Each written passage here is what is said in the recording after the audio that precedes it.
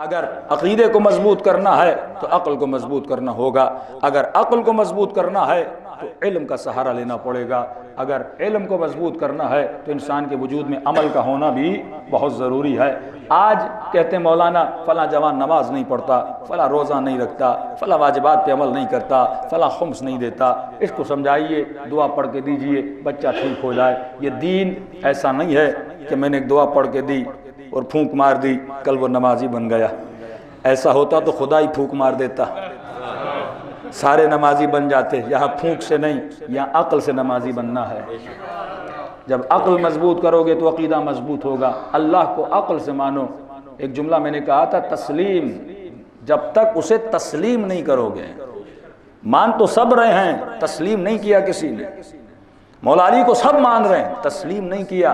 تسلیم کا مطلب کیا ہے؟ آپ کے شہر میں 2-3 ڈاکٹر ہیں اور آپ بیمار پڑ گئے، آپ نے پوچھا مولانا کس ڈاکٹر کے پاس جاؤں؟ تو کسی نے کہا فلاں ڈاکٹر کے پاس چلے جاؤ، اچھا ہے۔ پھر کسی رشتہ دار نے کہا بھائی نہیں جانا، کل اس نے اماں کو دوائی دی تھی اور کب کی بستر پہ لیٹی ہوئی ہیں۔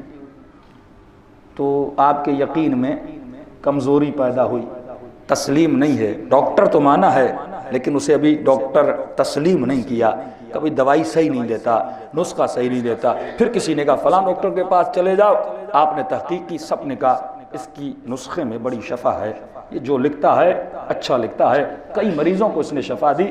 اب آپ نے اسے ڈاکٹر تسلیم کیا، ڈاکٹر بھی ہے، نسخے میں شفا بھی ہے۔ اب جب اس کے پاس گئے، اس نے جو لکھ کے دیا آپ تحقیق نہیں کرو گے، آپ دوائی کھاؤ گے، کہے صبح 2 گولیاں کھاؤ، دوپہر 4 کھاؤ، رات 3 اور 4 کھاؤ، آپ کبھی بھی یہ نہیں کہو گے کہ ایسی ترتیب آپ نے کیوں بنائی، کھانے کو تیار ہو جاؤ گے۔ معصوم فرماتے ہیں اگر رب کو اپنا ڈاکٹر تسلیم کیا ہے تو اس کی بات پہ عمل کیوں نہیں کرتا؟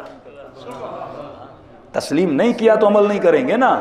لیکن اگر کہہ دے صبح 2 رکعت نماز پڑھنی ہے، اگر اسے تسلیم کیا ہے اور وہ کہتا ہے کہ پڑھو گے تو جنت ملے گی، پڑھو گے تو نور ملے گا، پڑھو گے تو بقا ملے گی، اب وہ عمل نہیں کرے گا جس نے خدا کو رب تسلیم نہیں کیا۔ تسلیم یعنی پہلے مان لو کہ وہ ہے۔ کہ مولانا فلاں مجتہدین کی، میں نے کہا جب مجتہدین کو تسلیم ہی نہیں کیا تو یہ بات کہاں مانے گا؟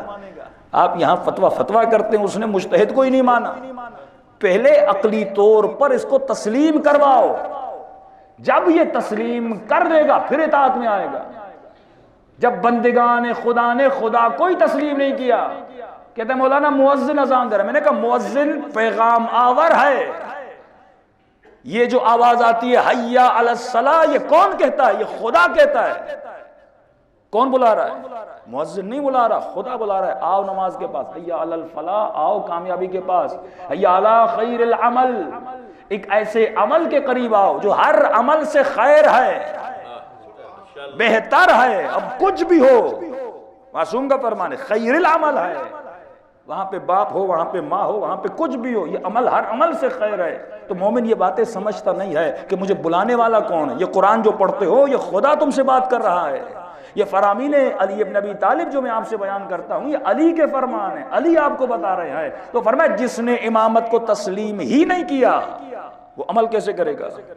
جس نے اللہ کو تسلیم ہی نہیں کیا، وہ ایکٹر، وہ گنہگار، وہ جو اللہ کی نافرمانی کرتا ہوا پھرتا ہے لیکن زبان سے لا الہ الا اللہ پڑھ رہا ہے، تسلیم نہیں کیا۔